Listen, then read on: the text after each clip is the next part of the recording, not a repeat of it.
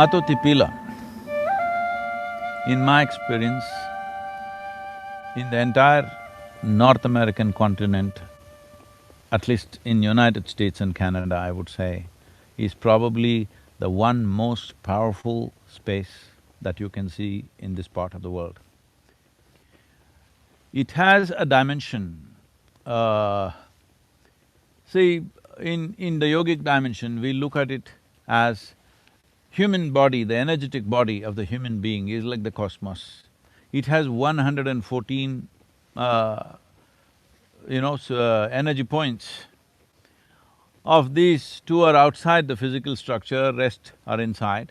So these 112 are made into seven categories, which are generally in America known as seven chakras and things like that.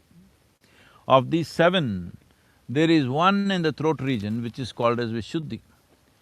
I would say for 99% of the people, this Vishuddhi remains in the seed form, it never sprouts because it is a power center. If you know something about Indian culture, the first yogi in India was called Adi Yogi, which means the first yogi. Actually, we have erected a 112 feet tall face, which is the largest face on the planet actually.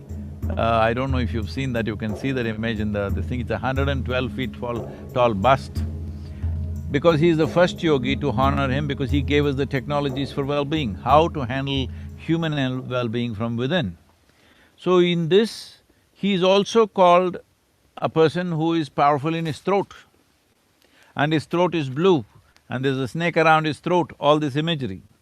Why this is so is, this dimension we called Vishuddhi is one dimension which in the throat center needs maximum amount of skill and capability to evolve. What I saw, I was there on the full moon night in Matotipila. It was explosive dimension of Vishuddhi or the throat center. Anybody who has done any kind of a little bit of search with that energy around would naturally become an exploration of mysticism is very natural. Because this culture, the Native American culture, has not written down anything, everything is oral culture.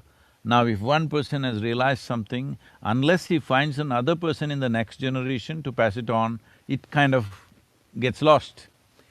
Which is also a good thing in a certain way because written down distortions will happen.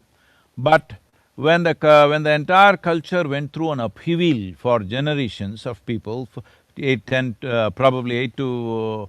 maybe 10 to 20 generations went through a whole upheaval, that culture could have been broken. But even now I'm saying, especially Tab, you are a singer, you must spend minimum 3 days at this Matotipila, especially on the full moon night. I'm telling you, you will realize something tremendously powerful. Anybody who realizes or opens up the throat center, their ability to connect with life, I'm saying when I say connect with life, you can touch beyond your physical reach, literally touch. So, this dimension of life is very, very rare. There are various centers in the world which activates different dimensions, but the throat center being this powerful is hardly 2-3 places in the entire globe, I'm telling you. I was just amazed.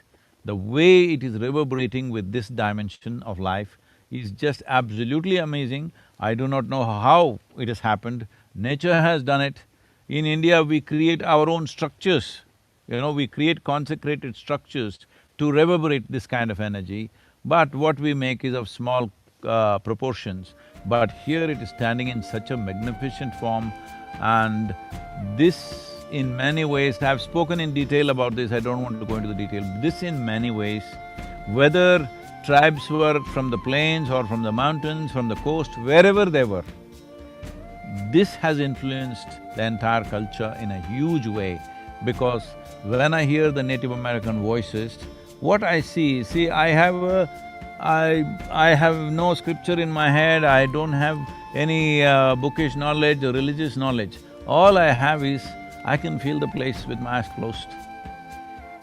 One thing that I see with the voices, the way they're going about is, they're expressing their voices along with the geometry of the land. When you produce a sound which is in sync with the form that you see, then we say this is a mantra, because now the combination of sound and form are working together and suddenly it becomes an explosive force. So, when I see the Native American music and the terrain that they were looking at and making these sounds, not always words, just sounds, because sound is important. Words are made up in our minds. Sound is real, sound is a reverb, and sound has a geometry of its own.